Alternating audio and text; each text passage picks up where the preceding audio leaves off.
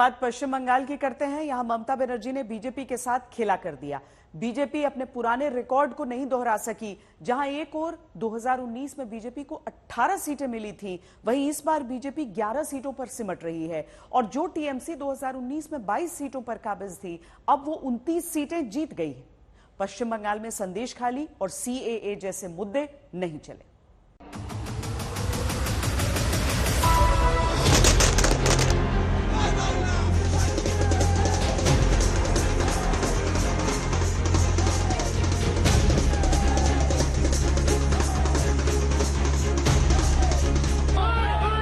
पश्चिम बंगाल की 42 लोकसभा सीटों पर जो नतीजे आए हैं, अगर ये कहा जाए तो गलत नहीं होगा कि हवा बनाकर भी कैसे बंगाल में कंगाल हो गई बीजेपी।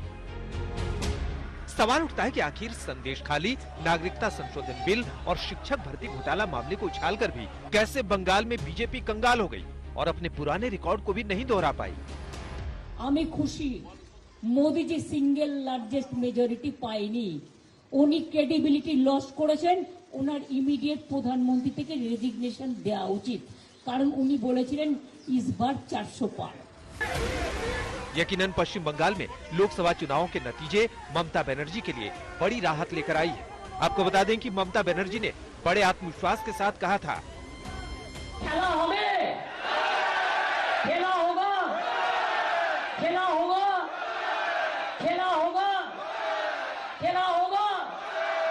बीजेपी हटाओ, बीजेपी हटाओ। बांग्ला नहीं रहने से आजादी नहीं होता।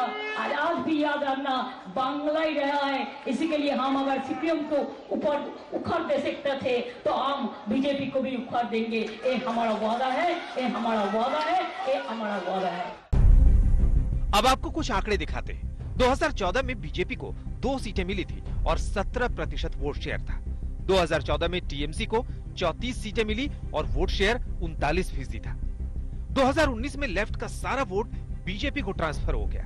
24% वोट शेयर लेफ्ट पार्टी का घट गया और बीजेपी का वोट शेयर 17 से बढ़कर 41% हो गया और बीजेपी 42 में 18 सीटें जीतने में कामयाब हो गई।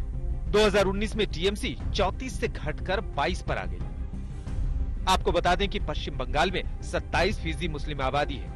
बीजेपी लगातार ममता बनर्जी पर मुस्लिम तुष्टीकरण का आरोप लगाकर बहुसंख्यक हिंदू आबादी को रिझाने की कोशिश करती रही। इसी कड़ी में बीजेपी ने सीएए के जरिए बांग्लादेश से आए हिंदुओं को न सिर्फ नागरिकता देने का ऐलान किया, बल्कि आखिरी चरण से पहले लोगों को नागरिकता भी दे दी।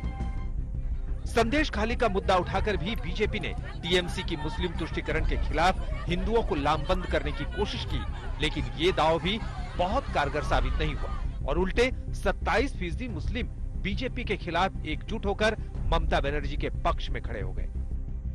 देश में बढ़ती महंगाई, बेरोजगारी और पिछले 10 साल के मोदी सरकार के शासन के खिलाफ एंटी इनकम्बेंसी फैक्टर ने भी पश्चिम बंगाल में बीजेपी का रथ रोकने में बड़ी भूमिका निभाई। और तो और ममता बनर्जी की पश्चिम बंगाल में कांग्रेस के साथ गठबंधन न करने वाली नीति भी कारगर साबित हुई। ममता बनर्जी ने अधीर रंजन चौधरी को भी एक तरह से सबक सिखा दिया।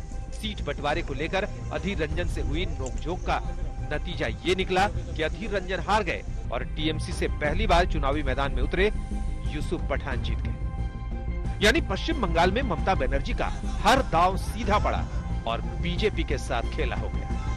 आज तक